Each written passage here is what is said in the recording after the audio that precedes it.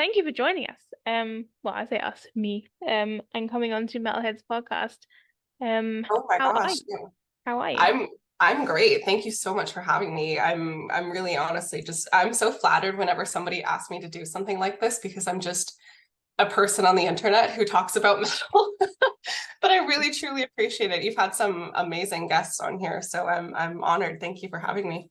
Oh, thank you. I mean, I know the feeling. Like the couple of times I've been guests on someone else's podcast, I'm like, really? What am I going Yeah. to talk about? Like, I wang on about tech debt. Like, what am I going to talk about?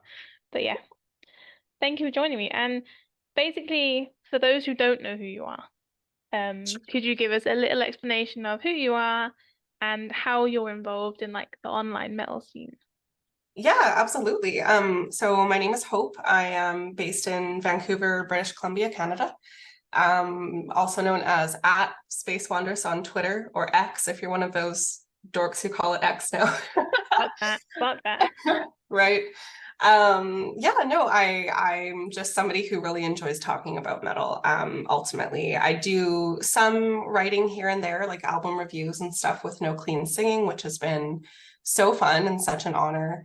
I've also worked with a local, well, the Covenant Circle, who's like a collective of musicians here in Canada. And so I was able to help out with the Covenant Festival this year and covering some of the bands and doing interviews with them and stuff like that. So I try to stay as involved as possible in my local scene, and that definitely bleeds over into online stuff as well. That's awesome. Congratulations with that. Um, yeah, I've been following you on Twitter for a while now, and I think we have similar tastes sometimes. Mhm. You're more into like black metal stuff. I'm more into my death metal stuff, but I think a lot of our stuff crosses over sometimes, and the interactions we have with certain people, um, Yeah. pretending to be women, but we won't go there. Um, they don't deserve they don't deserve more time. Oh man. That was Classic. so Classic Twitter. yeah, so bad. And I would also want to say congratulations on your engagement. I know it's been a while, but I haven't talked to you in person, so I'd like to say congratulations. Thank you so much. Yeah, it's been just about 4 months now. So Yeah. um, next starts the long process of figuring out how we're going to make our relationship work as far as like where we're going to live, considering we're in different countries and immigration and all that good stuff. So we're working on that as we speak. But yeah, thank you. It's exciting. Yeah, tell us a little bit about Ryan. Yeah, so well, Ryan's great. He's he's also obviously heavily involved in metal and the music scene. Has his own label, Mythic Ironworks, which is great. And he's just generally a metal encyclopedia. So that was how we connected to begin with, was through music, and that's been very much a recurring theme throughout our relationship is music. And I'm just really grateful that we have something that we kind of speak the same language on, that we both feel so deeply about. That's something that has really, I would say, strengthened our relationship and has just kind of been the through line throughout it for the last like 2.5 years or so that we've been together. So yeah, he's American, I'm Canadian, so it's distance is a challenge. Long distance is probably one of the hardest things that I've ever had to do, but we're making it work. We're doing our best. I love it because like whenever you post like, oh, I'm flying out, I'm like, yay, they're gonna see each other. I'm like, Exactly. I don't even know her, but I'm so happy. Thank you. Yeah, it does. It feels like a triumph every time. Yeah, I can imagine. I've been in a long distance relationship before and it sucks. Oh, it's hard, right? But Yeah, the time you do have together, you don't like argue about small shit because, you so do true. most of it. So there's none of that like, oh, who's emptying the dishwasher, like kind of shit. Yeah, It's just love and fun and happiness. So that's yeah, yeah, that's a good point, definitely. I love that. So yeah, today I just wanted to talk about you're pretty active on your feminism stuff on Twitter, and I just wanted to talk about basically what it's like being female in the metal scene and your experiences, your opinions, in like at concerts, online, all that kind of stuff. Um, because I think there's becoming more of a female demographic in the metal scene, but I think it can be improved a lot. Mhm. Yeah, yeah, no, absolutely. I think metal itself is kind of a subculture that in many ways represents individualization. But it's often characterized by male dominance and hypermasculinity. Mm, And like most things, I think it becomes greatly exaggerated on the internet, yeah. you know, kind of distilled on the internet, which isn't to say that there isn't problems in like the real life metal scene, because there is, and we can definitely talk about some of those things. But yeah, I feel that women are in general subjected to either like hypersexuality or ostracization, not just women, but like any marginalized group of people, whether it's people of color or anyone who doesn't conform to the gender binary. You know, it kind of enforces a patriarchal subculture. And so a lot of the times women, I'll just refer to women because that's like what we're talking about here. But of course, generally marginalized people experience this. Women kind of feel the need to assert themselves Yeah. to kind of gain acceptance and achieve acceptance. And you feel like you have to really know what you're talking about, or you'll be considered a poser, you know, prove your authenticity. Yeah.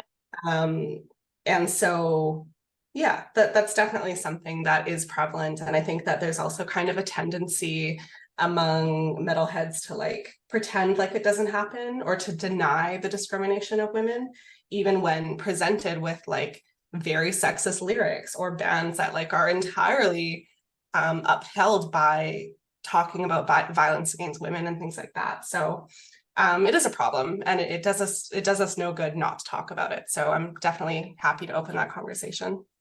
Oh, for sure. I mean, in my personal experience, I would say the majority of it online has been okay, positive.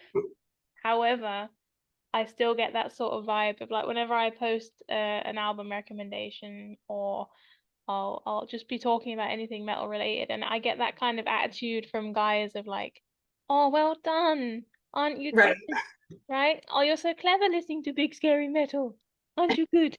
Like, and I get that vibe, and it fucks me off.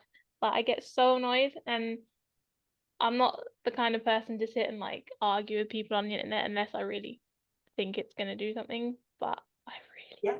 I really have to hold my tongue sometimes. Um, Yeah. yeah, and I do think it's a conversation he's having, and like you said, people separating the artist from, it's like, oh, they like this band who talks about raping women or whatever, but I would never do it, so it's okay. Like it's not an issue because I would never do that.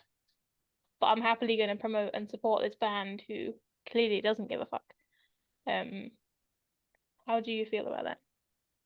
Yeah, no, I definitely agree. And I get that, you know, to a degree, metal and entertainment in general, whether it's movies or, you know, whatever form of entertainment that you want, can talk about or glorify things that are uncomfortable. And I'm a proponent of that. I think that it's okay to have art that kind of makes you confront how you feel about certain things.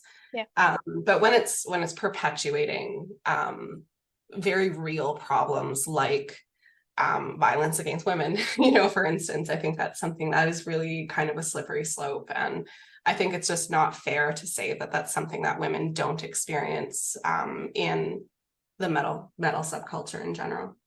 Yeah. Have you ever had any negative experiences based on your gender in like a real life situation in concerts, festivals, or whatever? Yeah, I have for Mhm. sure. I can think of three instances that were pretty rough. You know, there's little things. Well, I really shouldn't say little things, but like there was a situation a few years ago where I had the opportunity to hang out backstage with Immolation and Imperial Triumphant after a show because I had a friend who was touring with them. Nice. And yeah, and it was really exciting. And, you know, I had a great time and was so grateful for the opportunity. Immolation, by the way, are probably the nicest guys in death metal, like, period. Yeah. Cool. Oh, just so friendly. And anyway, a friend of mine, a good friend of mine, like one of my best friends after was basically asking me, like, so who'd you have to fuck to make that happen? You know, like instead of Yeah. just assuming that because I care about what I do and because I have connections, you know, that was where it came from. So things like that. But I have also been, I don't want to get into details, but I have been like sexually assaulted and groped at shows and stuff like that. And, had something slipped into my drink a few times. And that's something that it does happen. And I think that people just kind of turn a blind eye to it. But I'm sure that all of us who attend shows regularly have seen women get touched uncomfortably, whether they're, crowd surfing or in the mosh pit or something like that. And it's just an unfortunate reality of being in a male dominated space. Yeah, I'm really sorry you've had that happen to you, by the way. That's not okay. But yeah, I think it's quite common, unfortunately. Um, I mean, I was in a mosh pit when I was 19 and someone ripped my shirt off. Oh my gosh. Yeah, it was, and obviously as a 19-year-old, I'm like, fuck. You're standing in the mosh pit surrounded by big, scary men, right? And like you have no shirt on, and I've never felt more vulnerable in my entire life. Like it was awful. And I just left. I Yeah. just went home, but Oh, um, I'm so sorry.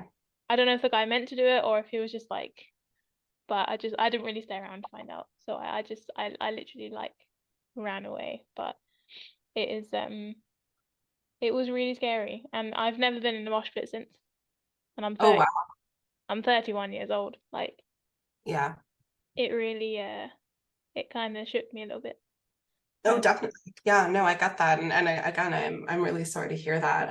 But you're right, like it definitely has a tendency to push women and marginalized people away from wanting to experience the subculture in its entirety because of experiences like that. So I mm. hear it.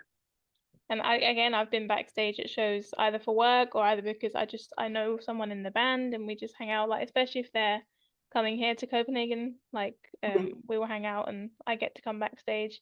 And again, it's that thing of like, oh, whose dick did you have to suck to get backstage? And it's like, Right. It's or or it could be that I do this for a job. exactly. Yeah. Or it can't just be enough that, you work hard and you have the connections or you're just a nice person. It's not, I mean, I know someone in the band, or, I'm doing it for work. Like, it has to be something sexual, obviously, Yeah, because I'm a woman, right? I get, exactly. I get so tired of that. It's, it's not good.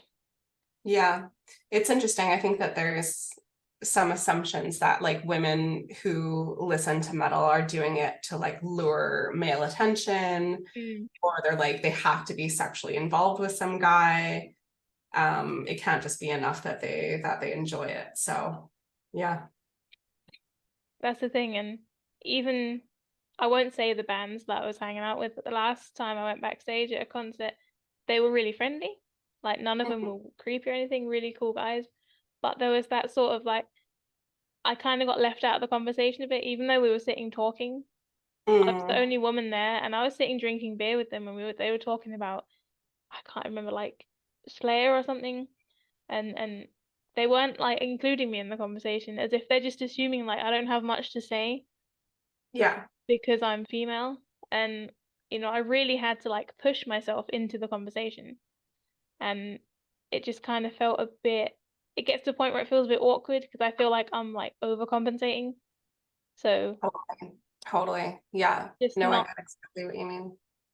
it's not it's not nice. I think in like 2023, come on, like I should be able to sit with men and talk about something without feeling like I shouldn't be there, or that I Yeah. should just sort of sit and watch. Yeah, exactly. And again, like because it's such a male dominated subculture, men just kind of naturally assume membership to the in group. Whereas like there's kind of a quote unquote like metal girl stereotype, which is like, sexual promiscuity, sex, drugs, and rock and roll, which leads men to invalidate you and hypersexualize women who listen to metal. We're just kind of used as like sex symbols to promote the male agenda and uphold the patriarchy instead of just being somebody who happens to enjoy that music. And it might be getting better slowly but surely, but I think that to deny the existence of it is just like you have to be blind. Absolutely. So how do you think that can be improved in the metal scene? First and foremost, I think that men have to be allies for women. I think that it's important for men to talk about it, talk about sexism in the community, Hmm. include women and in those marginalized voices in those discussions. And not just cisgender white women like myself, but like trans people who experience like truly horrific discrimination in the scene as well. So, men hold a great deal of responsibility when it comes to opening up that conversation. And also just being willing to listen to women who have a voice in this community, such as yourself, me from time to time. There's lots of women in journalism who like I really admire. Dina Weinstein, Kim Kelly, Donna Gaines, Sarah Vincent, like there's plenty of them. So really just being willing to uphold those voices and hear what they have to say and not just immediately write them off as being invalid because of their gender. I also feel like, I don't know if it's the same for you, but I have a lot of male friends because I like metal. So a lot of my friends are male metalheads, and whenever I sort of bring the topic up of, I'll mention the thing about having my shirt ripped off. They don't know what to say. Like Yeah, they have like it's really difficult for them. Like they're never like, oh fuck, that's horrible, I'm so sorry, or what happened, or like what did you what they don't ask about it. It's just sort of like a, oh, well, that right. sucks. And then Or it's it's a joke. yeah, or they're like, huh, lol. And I'm like, Yeah. no, not really. But it's I think it's, and even though they're lovely people, they're still, I think they have this sort of view of like, oh, that's kind of a rare occurrence. So we don't really have an opinion on that. We don't really know what to say. But I think, like you said, men have, especially in the metal community, it is a male dominated thing, and they have the responsibility to just open their fucking eyes and just be like, okay, this is happening. Um, Not just for women, but like you said, also other minorities in the scene, and it needs to fucking change. Yeah. I think that if more men felt comfortable asking women in their life about what negative experiences that they've had, like their eyes would be opened a lot. It's not just a one-off. Every single woman that I know has had some experience or another that's made them uncomfortable, and especially so for women who are into the extreme side of heavy metal. Hmm. So, being willing to have those conversations and not just head in the sand and pretend like it's not happening is so, so important. And I think that there's also a large brunt of responsibility for labels, blogs, things like that, to not only to talk about it, but also just to have women on your team. Hmm. Like, how hard is it to have, a talented female writer Yeah. write for your website? Like, there's so many of us out there who would love the opportunity that just don't get to. And so I think that a huge weight of responsibility also goes to labels and PR companies. And kudos to Refining Darkness for having someone like yourself on there as well. And I think that's it goes to show a lot about their character and what they value to be important to them. Yeah. Thank you. The guy who owns it, Tommy, he's genuinely one of the nicest men I've ever met, and he's super, like, I've never met anyone more in love with his wife than him. Aw. And he's genuinely like, he's such a family guy, and he's got a daughter, and he's really conscious about integrating like women in the scene, and Yeah. getting women with bands with female members, not necessarily female fronted, but you know in general. Also on his other label, Seeing Red Records, um I do work for them as well, and with there's loads of, we have bands with transgender members. Like he's really conscious of that kind of shit, um Yeah. which is really nice. So It's but very important. Yeah. it is. And I think it's not just about the bands, it's also about, like you said, PR companies and the journalists. And, there's so many, like just on Metal Twitter alone, that are females like yourself, and we have other people doing like YouTube channels, and there's PR companies run by women. And I love it because there's just that representation, and it kind of makes it feel a little bit more safe in a way, Yeah, and accessible, totally. definitely. Yeah. And I think that, for women, who feel like maybe they're kind of like a second class participant or like a bystander in the metal scene, like it's important to remember that your opinions are valid. The Mm. way that you enjoy music is valid. The way that you talk about it and compare and share music is valid. Like you're no less valid for listening to this type of music than a man is. And so like be willing to take up space, talk about it. Don't shy away from it because you're afraid about the opinions of men.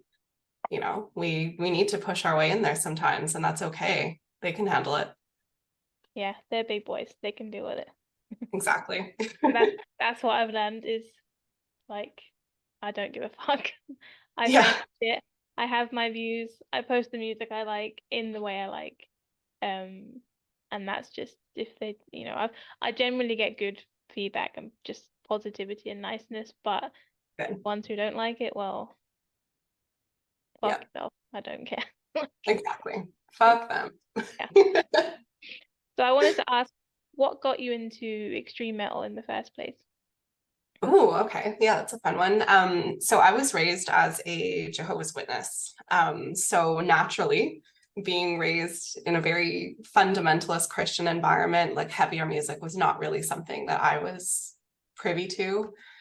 But I discovered my favorite band when I was, well, my favorite band at the time when I was 10. It was really funny because I was listening to Doc, the metal heart surgeon, his podcast with you the other day.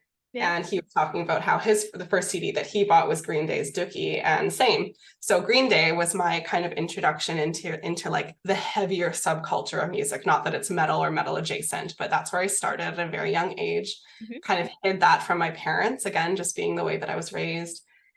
And then a few years later, when I was 14, I started to teach myself to play guitar. Yeah. And some of the easier or some of the more fun tabs that I learned were Metallica songs. And so that was kind of my introduction, was like early Metallica, a little bit of Slayer, some Pantera for better or for worse. Mhm. And I just kind of slowly got into it from there. And then about 7 or 8 years ago, I was dating a guy at the time who was heavily into black metal, and he's still involved in the local scene here, great guy. And he sent me a Gorgoroth album. Oh. And I Mhm. remember listening to it and like listening to Infernus's riffs and thinking like, you can do this. Like I was just mind blown. Yeah. And Pest's vocals, he's still one of my favorite black metal vocalists.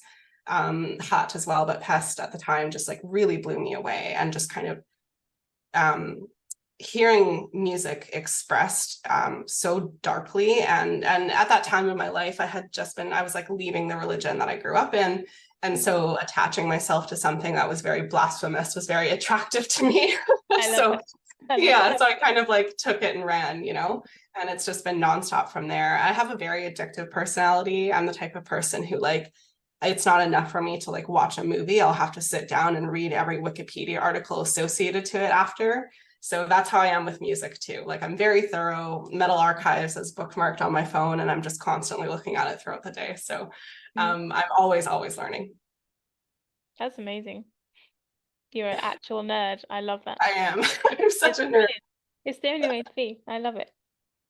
It's fun. Like when you really love something, and for me, it doesn't take the joy out of it. Like I've got a spreadsheet in front of me right now with my albums that I've listened to that were released in 2023. And some people might kind of scoff at that, but for me, like that's just how my relationship with music, and it doesn't take away from the way that I enjoy something. It's just something that I'm really nerdy and passionate about. I think that's great. Like, I'm a nerd as well. I've got spreadsheets, and when Love I it. do my album of the year, like I have a running spreadsheet that I go in and like edit throughout the year. So Perfect. There I you go. think I think a lot of people are actually.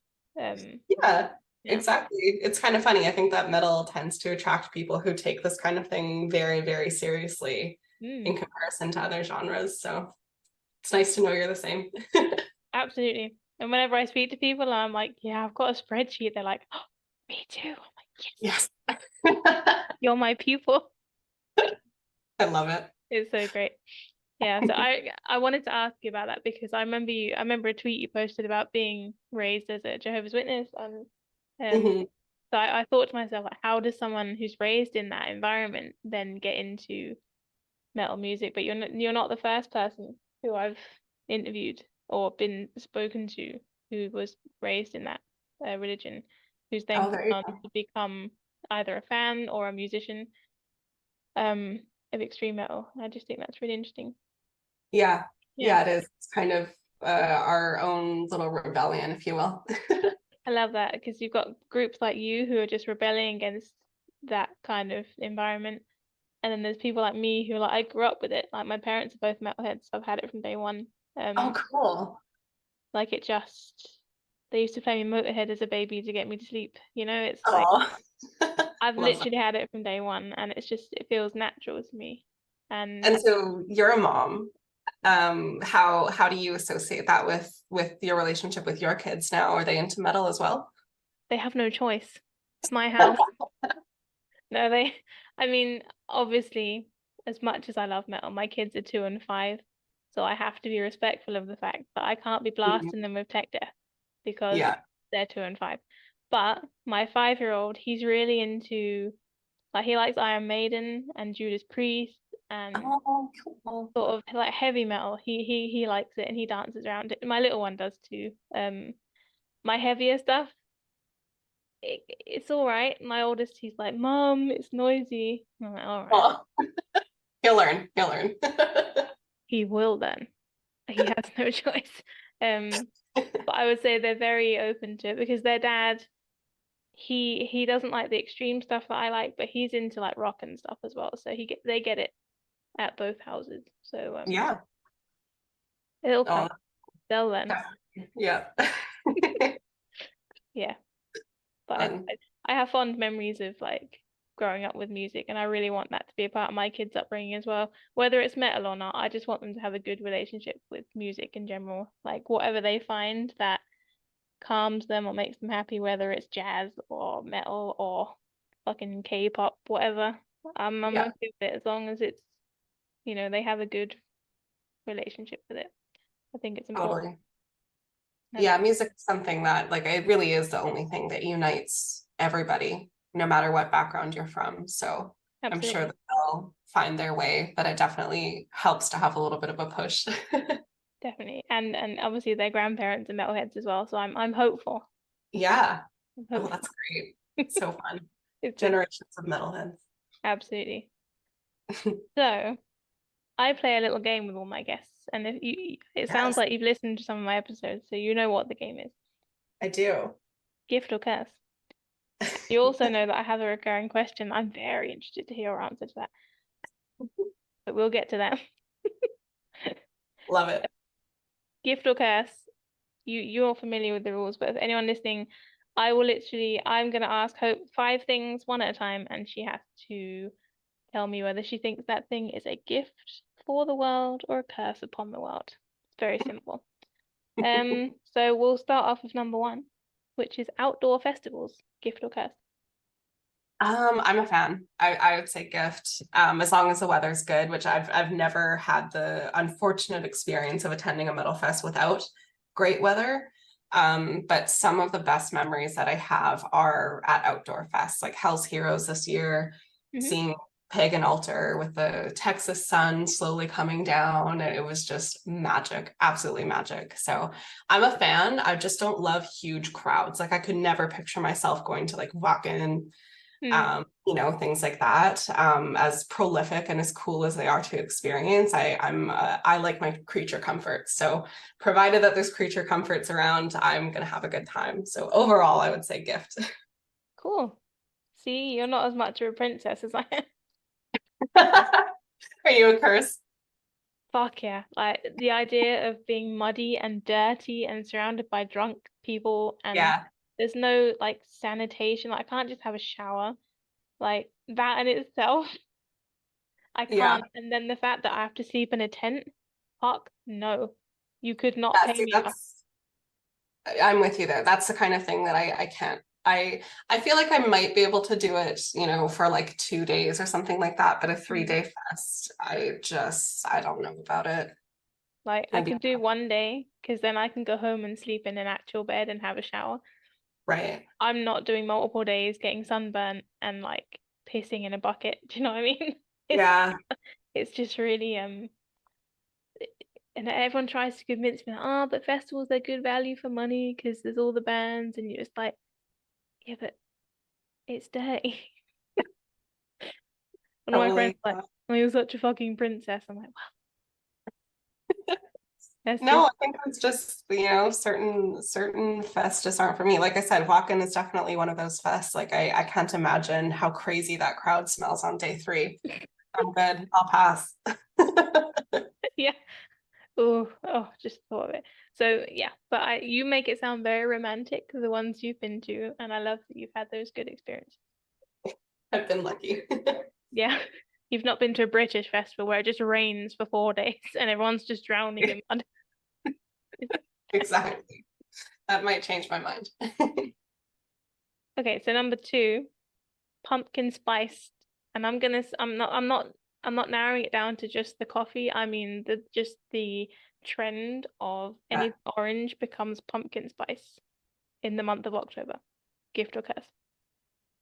I'm a basic white bitch. I'm gift. I love pumpkin spice. I don't love all of it. But I'll take, you know, a good pumpkin spice muffin or a scone, or occasionally I'll do a pumpkin spice latte. I'm all about that. Like first day of fall, bring it on. But I'm usually Basic just one of white. those but I'm usually one of those people where like I'll get it out of my system, you know, for like the first week of fall and then I'm good. Then I can move on and go back to normal things. I'm not like obsessed, but you know, I'm not opposed. What about you? Um, I would say it's the biggest curse on this planet. Oh man, what about it? I Is it the flavor or? It's because I remember being well, I was at university, so I was between 18 and 21, right? And that's when pumpkin spice first started to get popular. And I remember going to Starbucks and being like, oh, I need to try this because everyone's like hyping about it, so it must be delicious. Yeah. And I spat it out. I was like, my Oh, coffee tastes like soap. What the fuck? I've never been more disappointed. And from that day, I've just been so anti pumpkin spice because I associate it with disappointment. And then this trend of like, oh, pumpkin spice candles, and now orange things are like suddenly yeah. called pumpkin spice. And I'm like, I don't, I personally don't understand it, but I get that it's popular. So yeah, That's fair. Yeah, it's definitely taken the world over. it has. Talking of taking the world over, number 3, Crocs, gift or curse. So I don't own any, but this year, the first time in my life, I was actually considering like, do I maybe want some platform Crocs? They look kind of fun. They do But platform ones. they do. They have platform Crocs and they look comfortable and they don't look like what you think of as normal Crocs with like, you know, the holes and all that. But I didn't pull the trigger. So I'm gonna go with curse. I think as a whole they're kind of ugly. I respect going for comfort, but I think that there are ways that you can do comfort without looking like you're wearing recycled tires on your feet. You know what I mean? Oh, 100%. I mean, I was speaking to Alex from Undeath about this. He's a big advocate of Crocs. Is And he? that they even have merch with like a croc on their shirt and like skulls and shit. It's ridiculous. But it's because, and he said to me, you know, when you're traveling and touring around for 6 weeks with a bunch of sweaty dudes, Yeah. like if you're all wearing like boots or trainers, that starts to smell. So he says it's mainly for functional reasons that we wear Crocs. And I was like, oh, okay, that I understand. That does make sense. I That makes mean, sense. But as a yeah. fashion statement, I've never really understood them. Right. Yeah, that's how I feel too. The functionality, I totally get, you Yeah, I get know, especially like you were saying, like, you know, smelly feet and boots and stuff. Like I don't, my combat boots, I would not wish my worst enemy to put their face in them, you know? So I get it, especially touring. But yeah, as a fashion statement, no, cursed big time. So the platform ones, like how I don't know how tall you are, but how tall are the platform ones? I think they're maybe, I don't know, maybe 3 inches or so. Trying to think of what that would be in centimeters, because Uh, even though I'm Canadian, we still use inches for whatever reason. I was brought up on inches and feet, so I know. Okay, Yeah. there you go. Yeah, they're probably about 3 inches. They're nothing too crazy, which is great because I'm very clumsy and I tend to fall wearing high heels and anything with How the flat. tall are you? I'm 5'5", Okay, not too tall. Yeah. What about you? I'm 5'11", so Oh wow. Oh yeah. yeah, yeah. So I don't wear platform stuff because I'm taller than most men anyway. So Own it though. My sister's very tall as well. She's just under 5'10", and she's learned to really like come into her height, and it intimidates men and she loves it. do you know what? I went on a date and he knew I was tall. Yeah. I turn up and I'm like all in my metal shit and I've got like these big boots on and like I've got all this like makeup on and stuff and he just like he's luckily he's a metalhead as well and he just looked at me and he just went, "Holy fuck." And I was like, "Hello." And he's like, I don't think he realized, like I said I was tall, but I think when men hear women say they're tall, they're like, "Ah, she's like 5'7", 5'8", something. Right.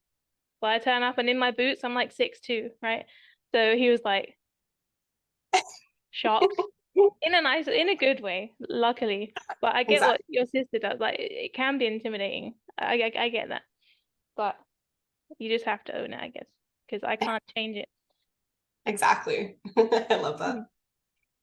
Mhm. Number 4 on my list is I saw an Instagram reel yesterday. I can't remember which page it was, but it was a woman talking about the fact that she spent an entire day. You know when people say like female DJ or a female pilot or female this Mhm. and that, she spent the whole day walking around saying, "Oh, I'm going to see a male chiropractor today. I went to see my male bank advisor," you know, and she said the Yeah. reactions she got is that people thought she was crazy. So number 4 is using that female prefix, gift or curse. Yeah, definitely cursed. I'm not a fan of that at all. I think that it just kind of perpetuates the separatism that we see with men and women, especially when it comes to like, metal subcultures, like female Mhm. fronted, I hate that. things like that. Yeah, really, truly not a fan. No. And I think that there's, a lot to be said about like celebrating women in metal and in various subcultures and subgenres, but I think that purposely separating like that only solves to perpetuate it, and it says nothing about the music itself, Mm. which is really what we're all here for anyway. So yeah, I'm not a fan. I don't think that needs to be said ever, really. No, I agree. And I get that if you're trying to maybe draw attention to the fact that you have a band with a female member, that you might, I don't know, like female fronted as a term, I kind of get it, but using Yeah, it as its own little subgenre of music, I don't agree with that. yeah, it's complicated. Yeah, It's one of those things that's complicated, but I think that as a whole, I'm going with cursed. yeah, I would have to agree. So number 5, and everyone knows what this question is, and I'm always very interested in the female opinions on this because they differ very much to the male opinions. Flavored condoms, gift or curse? I've man, how Yeah. much do I want to say on the internet? I've never participated in the usage of flavor condoms. So I can't say whether or not I'm for or against them in that regard, but I personally don't enjoy the act of oral sex with a condom, whether it's flavored or not. So and that's not to say that people out there shouldn't use protection. Use protection if that's what you need to do.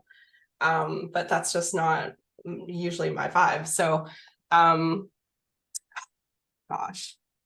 Do you know what? I'm right there with you. Whatever you're Are you? saying, I'm right there with you. I I don't give think a fuck.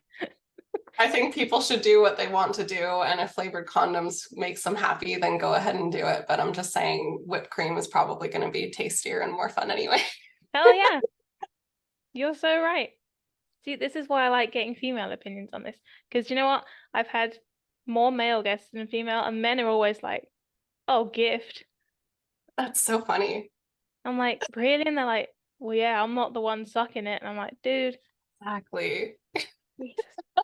Could you be any more stereotypical right now? But yeah, all right. That's so funny. Yeah, I don't know. See, like if it tasted good, but usually a lot of those synthetic flavors don't taste great anyway, and latex is not generally something that I like like in my mouth. Nope. So I can't see it being a great time. I have to agree with you. Yeah. I mean, So and some of the flavors you can buy, like I get the fruit flavored ones. That makes mhm. sense to me. If you're gonna use it, then like strawberry, yeah, cool. But some of like you can get bacon flavored ones, and Oh no. can you imagine?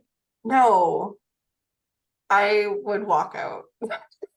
I'd punch him in the dick. I would absolutely. I would put my clothes back on, punch them in the dick, and walk out. I'm That's gone. Like, don't bring that shit out. Like, Jesus Christ.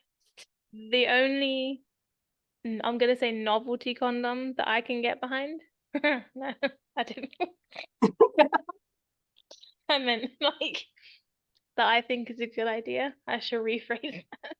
Is glow in the dark ones. ooh, that's fun. Exactly. That could be fun.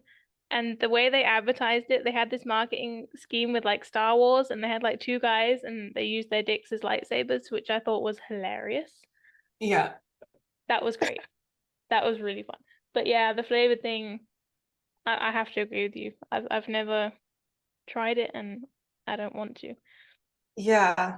I like the idea of glow in the dark though. Like you can get different colors and pretend that Yeah, your dick is a lightsaber or something like that. exactly. Yeah, kind of Maybe that. that's fun. Well, thank you very much for joining me. It's been a pleasure talking to you. Oh, Faye, thank you so much for having me. I really, really appreciate it. It was a blast. Thank you so much. Was and thank you for your advice on whipped cream. I hope everyone remembers that. Please do.